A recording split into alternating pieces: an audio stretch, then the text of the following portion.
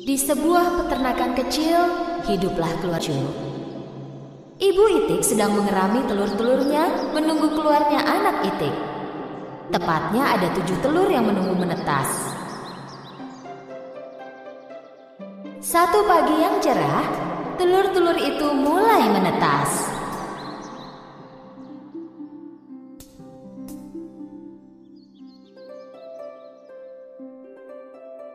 Anak itik mulai beradaptasi dengan dunia baru. Mereka bersuara dan berjalan mengelilingi ibu itik. Namun, telur terakhir masih belum menetas dan ibu itik mulai khawatir. Dia pikir mungkin ada yang salah. Dia memutuskan menunggu sebentar lagi. Dan akhirnya, telur ke-7 dan terakhir pun menetas. Dengan kebingungan, anak itik malang itu mulai melihat berkeliling. Dia tak tahu bahwa ibu itik dan saudaranya yang lain lebih kebingungan lagi. Karena itik ini terlihat unik dan tidak mirip dengan saudara-saudaranya. Badannya lebih lebar dan bulunya berwarna abu-abu dan putih. Anak itik lain mulai mentertawakannya. Kau anak itik buruk rupa, kau tak mirip dengan kami. Aku tak mengerti, kenapa kau tak mirip dengan saudara-saudaramu? Buruk rupa.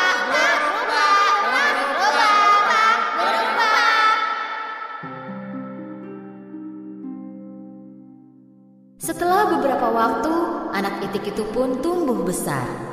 Tapi anak itik buruk rupa tetap lebih besar daripada saudaranya, demikian juga warna bulunya. Kau tumbuh dengan cepat. Kenapa kau tetap terlihat buruk rupa? Waktu berlalu dan anak itik buruk rupa tumbuh menjadi itik yang penyendiri dan murung. Saudara-saudaranya tak mau bermain dengannya. Kami tak akan mau bermain denganmu karena kau buruk rupa. Semua hewan lain di peternakan itu pun mengejeknya. Itik buruk rupa, itik buruk rupa. Nya. Itik buruk rupa, itik buruk rupa. Sebaliknya, ibu itik melakukan yang terbaik untuk melindunginya.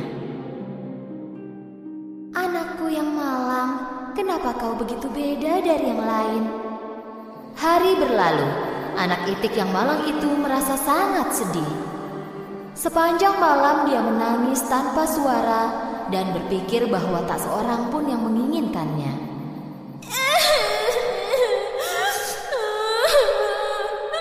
Kenapa aku buruk rupa?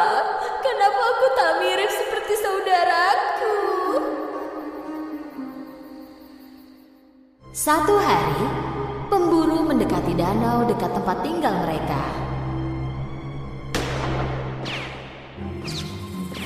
Pemburu mulai berburu itik yang mereka lihat.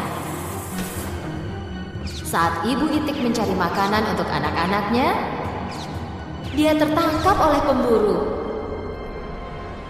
Anak itik buruk rupa tak tahu apa yang terjadi. Dia menunggu ibunya kembali sampai esok paginya.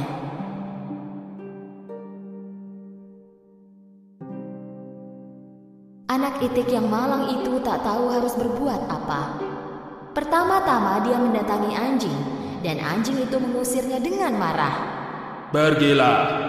Tak boleh ada yang melihatku bicara dengan itik buruk rupa sepertimu. Kemudian itik buruk rupa mendatangi ayam. Tapi ayam juga mengejeknya. Bahkan aku pun terlihat lebih baik darimu. Bak. Itik buruk rupa sangat sedih.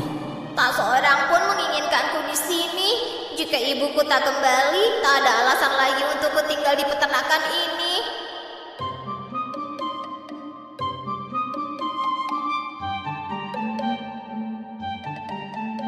Pagi itu, itik buruk rupa meninggalkan peternakan. Dia berenang ke seberang danau. Dia menanyakan pertanyaan yang sama kepada semua hewan yang dia temui di jalan. Apa kau tahu itik yang mirip denganku?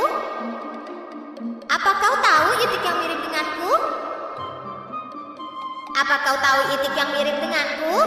Dia menerima jawaban yang sama dari mereka semua. Mereka tak pernah melihat itik sejelek dia sebelumnya. Anak itik yang malang itu memulai perjalanannya dan mencapai danau lain. Dan dia pun menanyakan hal sama ke angsa liar. Kau tak boleh tinggal di sini. Ada pemburu yang berkeliaran. Cepat pergi dari sini. Ayo. Itik buruk rupa mulai bergerak pergi. Tak lama kemudian dia tiba di danau yang lain. Kali ini dia sendirian, tak ada siapapun yang terlihat. Ya, kalau tak ada yang menginginkanku, aku akan sembunyi di sini selamanya.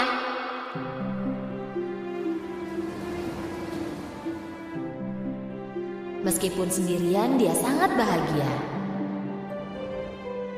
Suatu hari, dia melihat sekelompok burung berleher panjang putih bermigrasi ke selatan.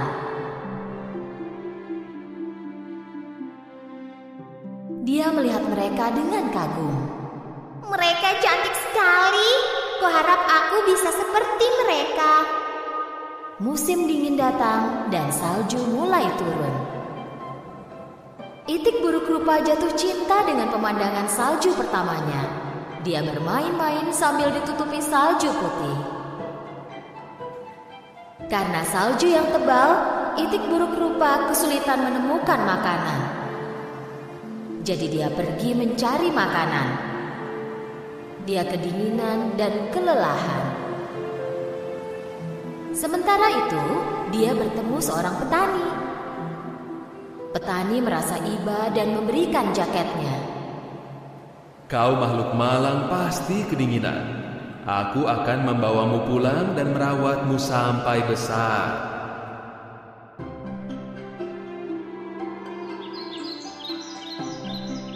Petani menepati janjinya dan merawat anak itik itu. Saat musim semi tiba, itik buruk rupa sudah tumbuh besar. Supaya bisa punya tempat yang luas untuk bergerak, petani meninggalkan itik itu di danau. Kembali sendirian, tak lama itik buruk rupa melihat bayangannya di air. Tapi dia kagum pada apa yang dia lihat. Pertama-tama, dia tak mengenali dirinya sendiri. Dia pikir ada orang lain di belakangnya. Jadi dia melipat sayapnya dan melihat bayangannya pun melakukan hal yang sama. Dia merentangkan lehernya dan bayangannya pun meniru gerakan itu. Saat itu dia tahu bahwa burung luar biasa ini tak lain adalah dirinya sendiri. Oh, aku berubah sekali. Aku terlihat seperti burung yang terbang itu. Aku harus pulang dan menunjukkan diriku. Lalu dia pun pergi. Saat berenang di danau, dia bertemu sekelompok angsa. Karena kini dia adalah kawanan mereka, angsa itu mengajaknya ikut. Itik buruk rupa bepergian dengan sukacita bersama angsa. Seorang anak di tepi danau berteriak kepada temannya saat melihat sekelompok angsa. Hei, lihat angsa muda yang ada di belakang. Itu angsa tercantik yang pernah kulihat. Ya, dari awal dia memang adalah seekor angsa. Dia hanya telur malang yang tercampur bersama telur itik.